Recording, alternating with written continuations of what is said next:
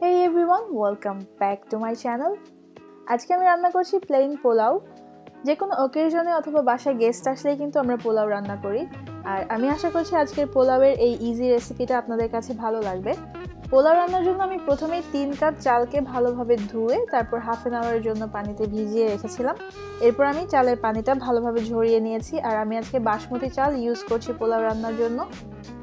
আমি আর নিয়েছি হাফ কাপের মতো পেঁয়াজ কুচি, 5-6টা কাঁচামরিচ, 2টো তেজপাতা, 4টা এলাচ, 3টা লং, 2টো দারচিনি ছোট টুকরা, 1 টেবিল চামচ আদা রসুন বাটা, সামান্য পেঁয়াজ বেরেস্তা, 2 টেবিল চামচ ঘি,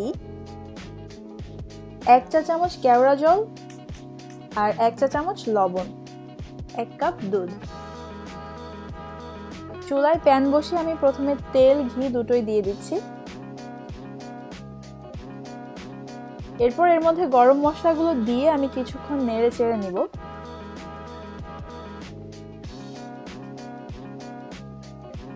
গরম মশলাটা কিছুক্ষণ নেড়ে এর মধ্যে পেঁয়াজ কুচিটা দিয়ে দিচ্ছি আর পেঁয়াজটাকে আমি হালকা ব্রাউন করে ভেজে নিব, খুব বেশি ডার্ক ব্রাউন করে ভাজার দরকার নেই।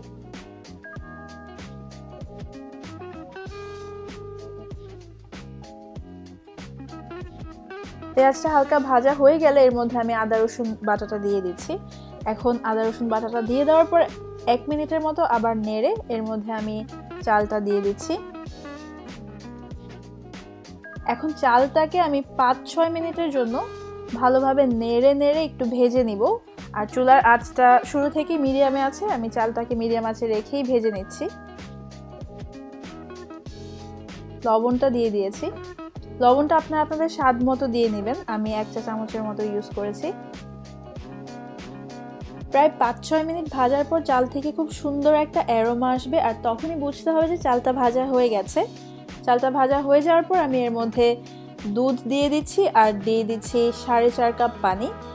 3 কাপ চালের জন্য চালের ডাবল মানে 6 কাপ পানি ইউজ করতে হয়, বাট আমি এখানে দুধ আর পানি মিলিয়ে 5.5 কাপ ইউজ করেছি, জাস্ট একটু সেফ সাইডে থাকার জন্য। দরকার হলে কিন্তু আমরা পানিটা অলওয়েজ পরে অ্যাড করতে পারবো, বাট পানি বেশি হয়ে গেলে কিন্তু ভাতটা নরম হয়ে যাবে। আমি একটু নেড়ে দিচ্ছি।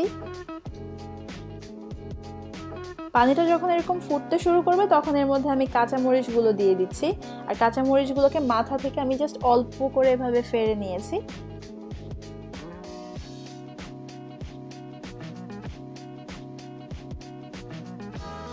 কাঁচামরিচগুলো দিয়ে আমি আরেকবার নেড়ে দিচ্ছি।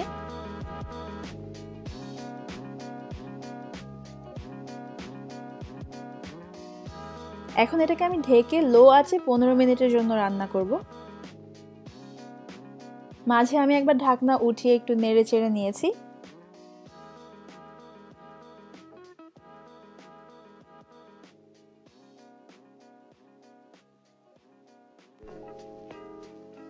পোলাওটা অলমোস্ট হয়ে গেছে। আমি এর মধ্যে কেওড়া জল দিয়ে দিয়েছি আর দিয়ে দিচ্ছি বেরেস্তা। আমার চ্যানেলে বেরেস্তার একটা ভিডিও আছে, আপনারা চাইলে সেটা চেক করতে পারেন, আমি লিংক ডেসক্রিপশন বক্সে দিয়ে দিব। আর পরে কিন্তু আমি পোলাওতে কোনো পানি অ্যাড করিনি। পোলাওটাকে তুলে আমি একটা প্লেটে নিয়ে সার্ভ করছি। পোলাওটা খুব ঝরঝরে হয়েছে আর এই পোলাওটা খুব মজাও হয়। আমি এইভাবেই সবসময় পোলাও রান্না করি। আমি আশা করছি আজকের ভিডিওটি আপনাদের কাছে ভালো লেগেছে।